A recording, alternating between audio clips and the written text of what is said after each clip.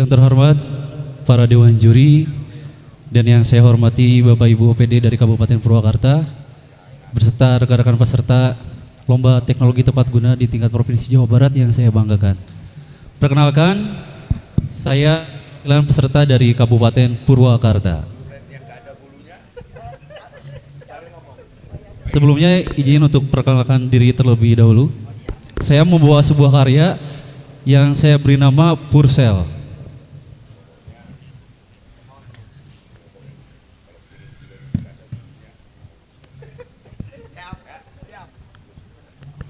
Nah, ini mesin Pursel.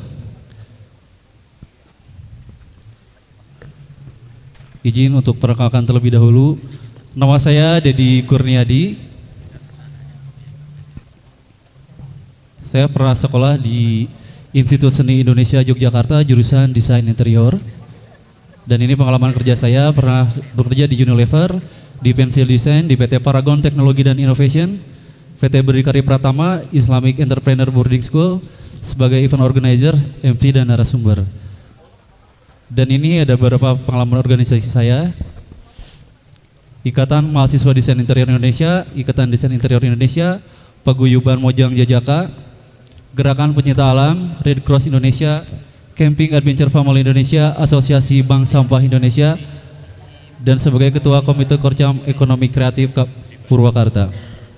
Jadi ini ada beberapa prestasi dan pengalaman saya. Saya pernah menjadi delegasi Indonesia untuk Arsitek Malaysia, Pertukaran Kebudayaan Asia Afrika, sebagai juara emalkreatif.com, juara Festival Film Prancis, juara 1 pemilihan wajah bintang Indonesia, dan juara 1 fotografi di tingkat Kabupaten Purwakarta, serta kemarin menjadi juara 1 tingkat kabupaten untuk lomba TTG. Dan di sini saya berkarya tidak sendirian, didamping oleh adik saya seorang mahasiswa teknik mesin di STT Mutakin Kabupaten Purwakarta. Pengalaman organisasinya sebagai Paskibra, Pramuka, Karang Taruna, dan Himpunan Mahasiswa Teknik Mesin. Di sini saya fokuskan di bidang lingkungan, yaitu sampah. Ada yang tahu sampah itu apa? Sampah masyarakat. Ya, itu salah satunya mungkin ya. Nah, ini adalah kondisi sampah di desa saya, Pak. Ini yang membuat hati saya teriuh gitu ya, untuk memikirkan gimana nih caranya untuk mengatasi permasalahan sampah. Nah, persampahan ini bukan permasalahan kecil, karena sampah sudah ada di dalam undang-undang. Undang-Undang Nomor 18 Tahun 2008. Di situ disebutkan tentang pengelolaan sampah, disebutkan bahwa sampah berupa zat organik ataupun anorganik bersifat dapat terurai atau tidak dapat terurai, yang dianggap sudah tidak berguna lagi dan dibuang ke lingkungan. Itu menurut undang-undang. Tapi bagi saya sampah sangat berguna dan sangat bisa menjadi pundi-pundi uang. Nah, berbicara sampah, Pak, saya bukan hanya sekedar ketika ada lomba TTG, tapi saya sudah bergerak di persampahan ketika saya menjadi mahasiswa. Ketika rekan-rekan membuat karya furniture, karena saya di desain interior, mereka membuat dari material-material yang berbahan seperti kulit, rotan, dan lain-lain. Sementara saya fokus di sampah. Ini waktu pameran di Bandung juga, saya membuat sampah dari sofa dari sampah plastik. Ini waktu diliput oleh koran Kompas. Nah, sampah plastik menjadi salah satu penyebab terbesar terjadinya pencemaran lingkungan. Tidak hanya di Indonesia, bahkan di luar negeri sekalipun.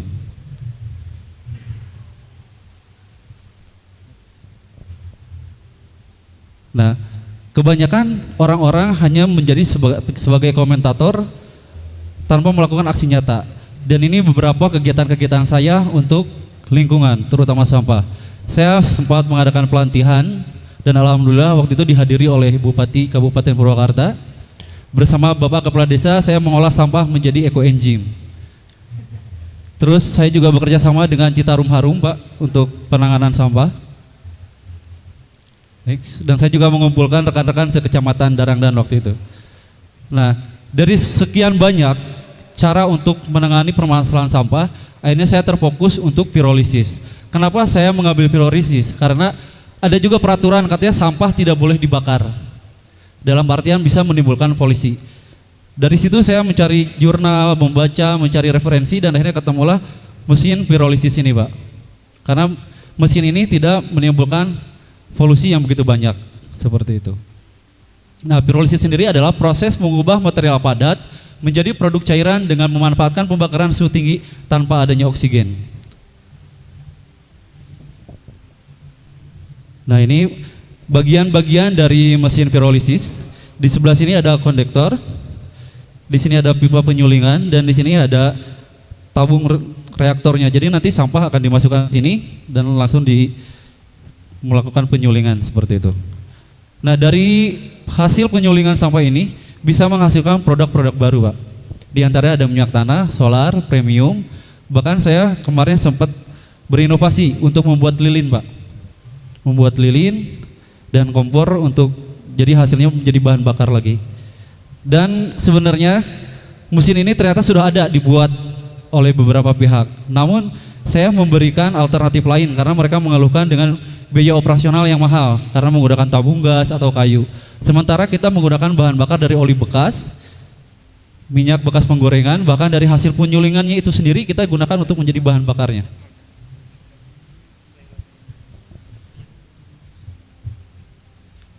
Nah, ini untuk proses dari pirolisis itu sendiri. Pertama kita harus memilah dan memilih sampah.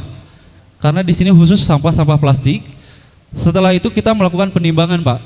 Untuk media tabung seperti ini kita menggunakan 6 kilo kapasitasnya, 6 kilo sampah plastik.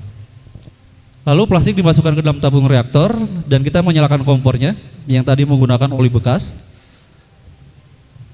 Langsung kita sekitar 4 jam nanti cairannya akan keluar di botol-botol ini, Pak.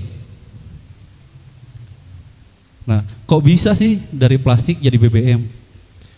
Nah, kalau kita baca-baca lagi, cari referensi lain, nah plastik tersendiri itu tersusun dari komponen hidrokarbon minyak bumi, maka limbah plastik sangat berpotensi untuk dikonversi menjadi BBM. Jadi kita kembalikan ke bentuk semula gitu.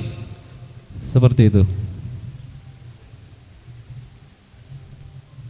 Nah, di sini juga ada kekurangan dan kelebihan dari produk ini, Pak.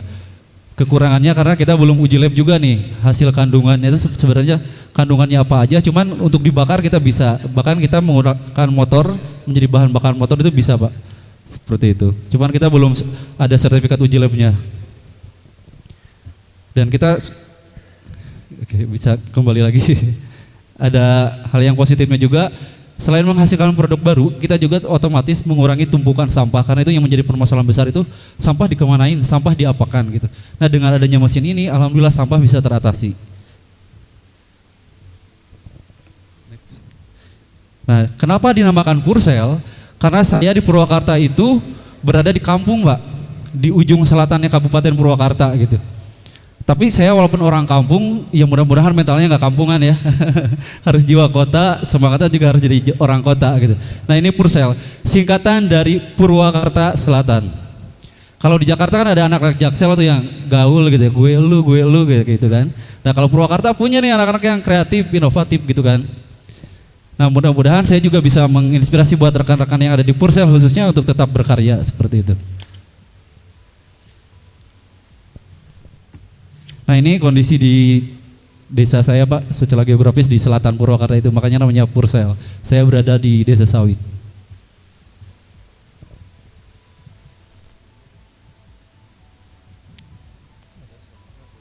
Berpadu dengan kebersamaan. Di sini warga masyarakat hidup dalam harmoni dengan lingkungannya.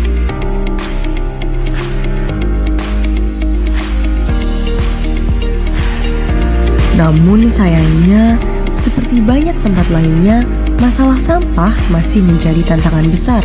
Sampah yang tidak terkelola dengan baik berdampak buruk pada alam dan kehidupan kita sehari-hari.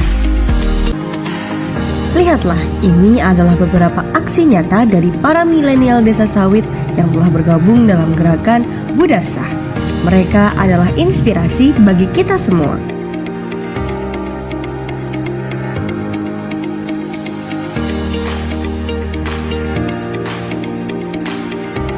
Nah, ini pembuatan eco engine, Mbak. Jadi sampah organik kita olah menjadi eco engine dan itu manfaatnya sangat banyak sekali ya. Selain untuk pupuk, untuk kesehatan juga bisa.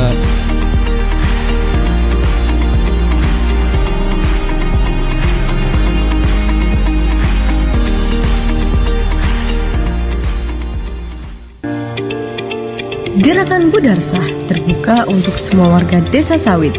Tidak peduli berapa usia atau profesi Anda, setiap tindakan kecil kita memiliki dampak besar bagi lingkungan. Satu aksi kecil dari diri kita bisa membuat perubahan buat desa kita. Ini waktu proses pembuatan mesin.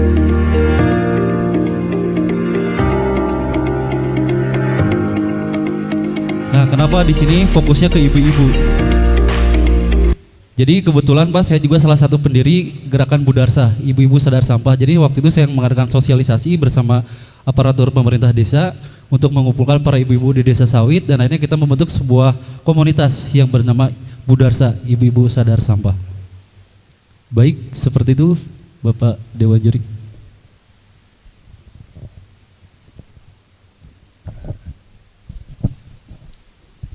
Ya, terima kasih.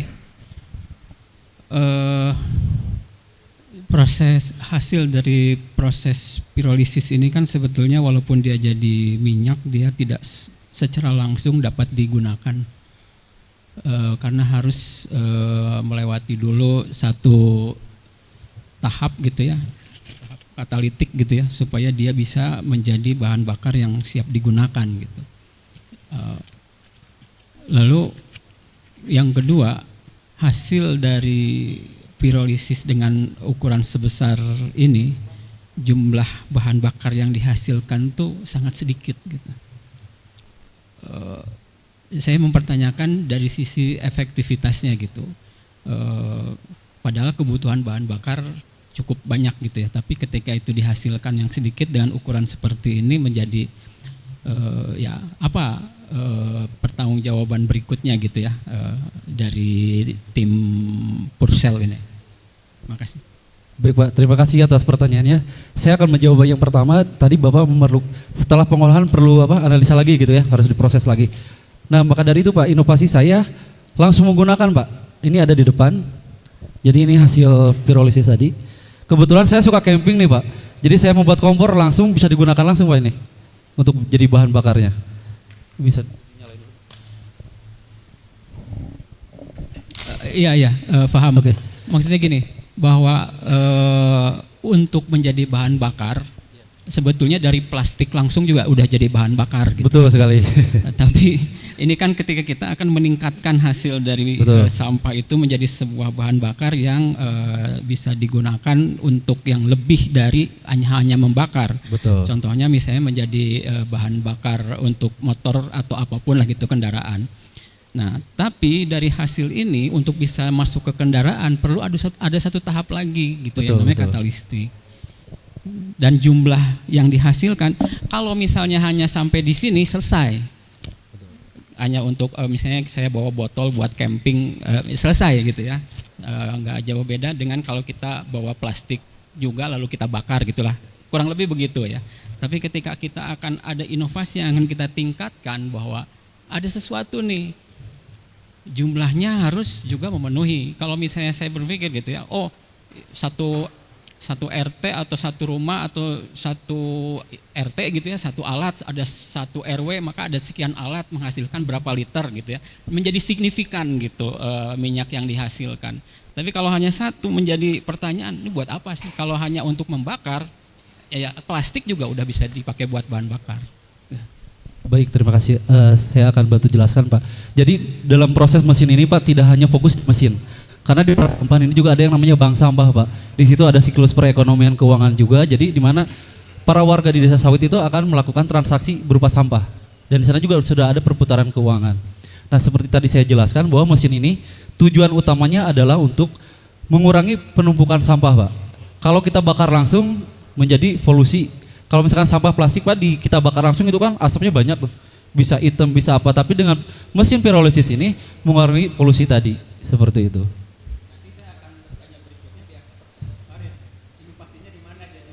Inovasinya. Nah, inovasinya adalah kebanyakan rekan-rekan yang sudah menggunakan produk ini, jadi mereka itu menggunakan tabung gas LPG dan itu kosnya mahal Pak. Nah, itu tadi saya mencari gimana supaya biaya produksi ini menjadi murah, terjangkau juga. Kompor ini menggunakan oli bekas Pak. Di sana kebetulan banyak bengkel gitu. ketika kita datang ke bengkel ada yang ngasih gratis, dan sekalipun berbayar itu hanya 2.000 per liter. Nah untuk pembakaran selama 4 jam kita menghabiskan 3 liter Pak, otomatis hanya Rp6.000. Sementara kalau menggunakan tabung LPG, gas LPG itu harganya kan udah 20.000 lebih ya. Nah dari sana udah ada ngepres di harga produksinya itu sendiri. Seperti itu kurang lebih. Mas, di video yang dibuat itu belum menjelaskan ya tentang alat ini. Jadi cara kerjanya seperti apa itu di video belum menunjukkan. Baru ditunjukkan cara buat alat ini. Nah, kami pengen tahu cara bekerjanya alat ini. Ini karena fungsi dari inovasinya di situ. Termasuk nanti kaitannya kan inovasi itu kan pasti di situ. Karena kalau kita nggak melihat cara kerja, ya alatnya seperti apa. Ini kan filaridosis ya. Dan ini kan membutuhkan, ini kan reaktor dan pasti butuh suhu yang tinggi. Seberapa suhu tinggi harus dibutuhkan? Karena ini kan safety ini ya, harus bicara soal safety. Jangan sampai nanti reaktornya terlalu tinggi gak terukur, ada sesuatu yang tidak kita harapkan. Nah ini kan apakah sudah harus dipikirkan seperti itu? Gimana Mas? Baik, terima kasih atas masukannya Pak. Nah untuk tadi masalah teknis di sebagian di PPT sudah saya jelaskan. Untuk di video sengaja Pak, biar menjadi pertanyaan buat para dewan juri, sekira penasaran ini produk seperti apa, jadi rasa keingintahuannya lebih gitu Pak. Kalau saya udah jelasin dari tadi kan tidak ada komunikasi nanti dari kita. Terima kasih. Jadi ini bukan untuk juri saja Mas. Kenapa? Tapi untuk peserta juga, untuk orang kerja. Iya. Jadi konteksnya bukan untuk juri saja. Betul. Jadi penjelasan itu bukan untuk juri saja. Siap. Tapi untuk peserta yang melihat di sini biar tahu alat ini bisa diketahui yang lain, dan mungkin kalau nanti ini memang menjadi satu produk yang bisa bermanfaat digunakan, mungkin yang lain bisa meniru ATM kan, amati tiru dan modifikasi. Siap. Itu mungkin harus perlu dilengkapi barangkali di video, terima kasih. khususnya cara kerjanya. Kemudian nama Purcell ini memang nama ini ya, produk ya. Kenapa? Yang diharapkan alat ini di nama Purcell ya. Purcell. Oke, karena singkatan tadi ya. Ini kalau misalkan mau diproses brandingnya barangkali perlu uji lab juga ya, barangkali tingkat keselamatannya, tingkat bekerjanya, karena ini kan baru satu ya dibuat ya. Ya, jadi baru satu kan? Baru satu Pak. Belum buat yang lain kan? Iya. Jadi sebelum ke masyarakat atau mungkin ke kelompok yang lain mungkin masih perlu diuji lagi. Itu ya, Mas ya. Baik. Terima kasih atas masukannya, karena kita bikin satu tujuannya sebenarnya bukan untuk lomba teknologi tepat guna Pak, karena memang saya punya komunitas, jadi sebelum ada informasi lomba ini saya sudah membuat dan sudah dipraktekkan juga, sudah digunakan seperti itu. Pak, oke Mas? Atau Pak Farid? Ya, terima kasih. Jadi pertanyaan saya singkat saja, kalau potensi komersialisasi dari inovasi ini, apakah di sisi produksi alat pirolisisnya ataukah dari sisi hasilnya atau seperti apa? Oke. Untuk dari segi ekonominya kita dari awal pertama adanya bank sampah Pak. Ada perputaran ekonomi di sana, kan perputaran uang, ada warga memberikan transaksi berupa sampah ke bank sampahnya itu sendiri, lalu kita olah dan di sini juga sudah ada hasilnya. Sebenarnya tidak hanya menjadi bahan bakar minyak aja Pak, ini kita bisa menjadi lilin juga. Dan untuk endapannya itu saya juga berinovasi membuat furniture Pak, untuk elemen-elemen dekoratif, untuk bahan-bahan frame foto seperti itu. Jadi itu bisa meningkatkan ekonomi warga juga seperti itu. Ya, jadi secara tidak langsung ya berarti komersialisasinya. Betul, kira-kira melalui proses terlebih dahulu. Baik, terima kasih.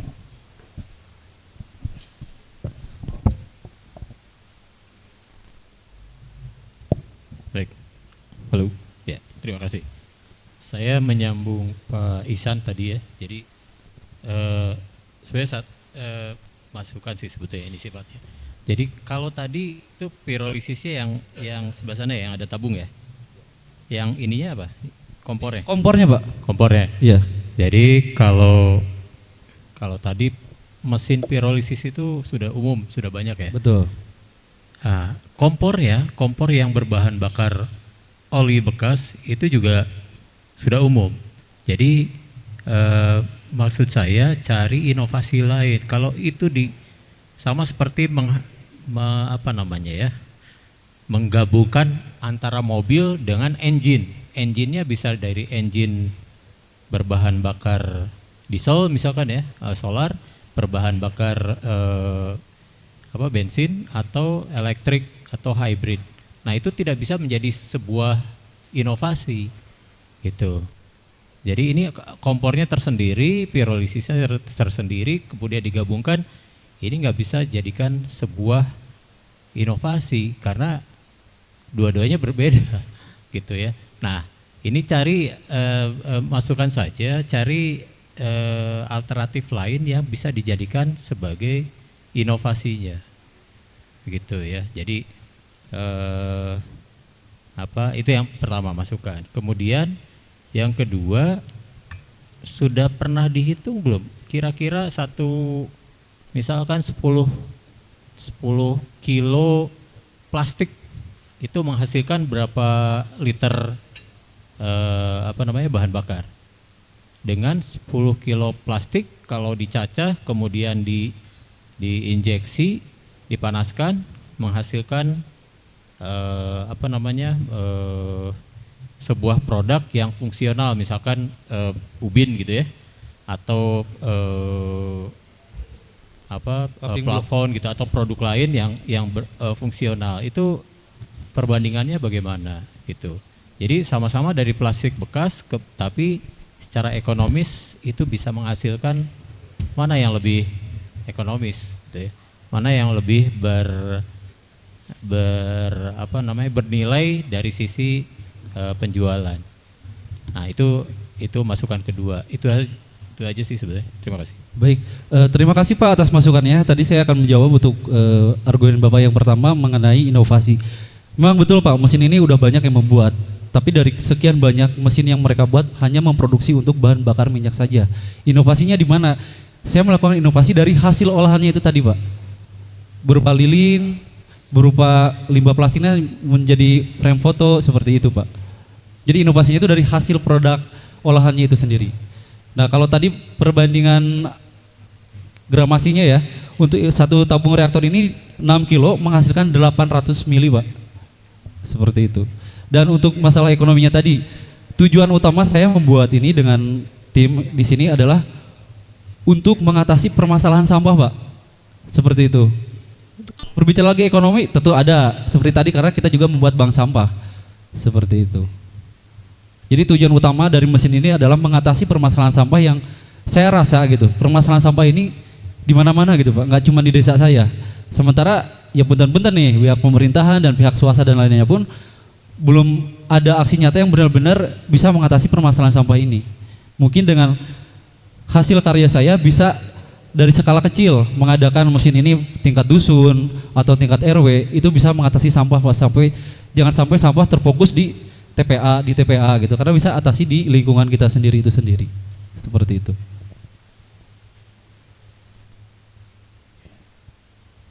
Saya tambahkan, jadi ada satu wilayah di Sumatera gitu ya, mengolah sampah plastiknya itu menghasilkan produk padat.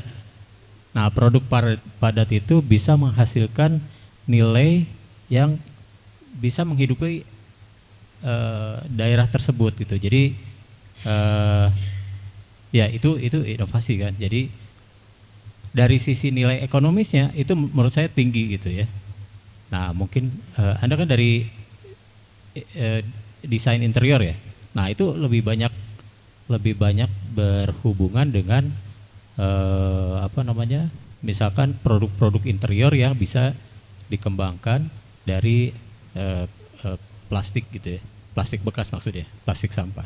Terima kasih. Baik Pak, terima kasih. Itu tadi salah satu gagasan saya akan membuat beberapa furniture dari hasil pembakaran ini Pak, yang berbentuk padat itu tadi, seperti paving block dan lain-lain. Nah, saya terinspirasi untuk membuat frame foto seperti itu. Karena saya juga banyak rekan-rekan di komunitas foto, jadi supaya perputaran kurangnya lebih gampang gitu Pak, cara menjual atau marketingnya. Terima kasih. Ya, Kang Dedi, ini kalau bicara pirulisis itu kan proses pembakaran anaerob ya, jadi tidak ada udara. Saya tidak akan bicara mengenai hasil, ya tadi udah banyak ditanyakan. Saya akan fokus di alatnya ini. Ini suhu berapa dan tekanan berapa yang di dalam tabung reaktor itu? Baik Pak, untuk pertanyaannya saya akan jawab seperti tadi saya udah paparkan bahwasannya mesin ini belum diuji lab Pak. Gitu. No, bukan uji lab. Pengukuran suhu kan bisa langsung. Betul. Pengukuran tekanan juga bisa langsung. Berapa itu? Berapa bar? Berapa temperaturnya? Untuk pengukuran tekanan kita belum pernah melakukan, tapi untuk suhu di 200 itu udah bisa menghasilkan cairan Pak. Oke. Kenapa saya tanyakan tekanan ini tadi menyambung tim juri sebelumnya? Karena ini kan tertutup. Ya. Tertutup, kalau misalnya terjadi clogging di pipa yang Anda sebut pipa penyulingan, yang sebetulnya juga kurang tepat disebut pipa penyulingan karena nggak ada proses destilasi di situ. Ya, ini kalau dia tertutup itu kan akan balik tekanannya. Apa yang terjadi kira-kira kalau tekanan balik? Meledak Pak. Sudah ada beberapa kasus ya membuat alat semacam ini karena tidak hati-hati akhirnya meledak dan membakar si inovatornya. Jadi tolong itu disempurnakan dengan pasang safety valve sesuai dengan tekanan yang terjadi di situ. Kalau mau aman pasang aja yang 25 bar gitu. Itu murah itu. Kemudian pasang juga suhu supaya kita nggak kira-kira. Karena itu yang menentukan produktivitas dari hasil. Itu satu. Kemudian yang kedua, kalau mau lebih efektif, penyulingan itu perlu didinginkan. Ya, jadi dimasukkan ke dalam pipa spiral yang di luarnya ada airnya. Kau bisa banyak lihat lah alat yang sejenis ya. Sehingga nanti bisa lebih efektif. Kalau tadi sampai 4 jam mungkin bisa berkurang nanti. Karena ketika dingin dia kan menjadi cairan. Nah, cair itu langsung keluar ya. Dan karena ini menyangkut produk bahan bakar, jadi tolong hati-hati jangan dijual ke publik produknya. Karena urusannya panjang nanti, ya. Karena yang boleh menjual produk itu hanya Pertamina, kecuali kalau ada izin Pertamina. Jadi bahasanya dipakai untuk keperluan sendiri. Pakai keperluan sendiri juga saran saya jangan dipakai untuk kendaraan bermotor. Mungkin bisa nyala, tapi mungkin sebulan 2 bulan itu akan tertutup itu nanti si silindernya itu dengan kerak. Dan itu merugikan ya. Jadi saran saya ini disempurnakan lagi ya. Disempurnakan lagi supaya bisa lebih efektif dan aman. Ya, terima kasih. Baik, terima kasih Pak untuk masukannya. Insya Allah nanti ke depannya kita akan perbaiki. Seperti yang sudah saya sampaikan tadi, memang tujuan dari mesin ini adalah bukan untuk menjual dari BBM itu sendiri, tapi merupakan untuk mengatasi permasalahan sampah di lingkungan. Seperti itu, terima kasih. Baik, terima kasih. Baik, kalau gitu saya tutup. Saya ucapkan terima kasih kepada seluruh panitia, dewan juri dan para tamu undangan. Wabillahi taufiq wal hidayah. Wassalamualaikum warahmatullahi wabarakatuh. Waalaikumsalam warahmatullahi wabarakatuh. Berikan aplaus ya.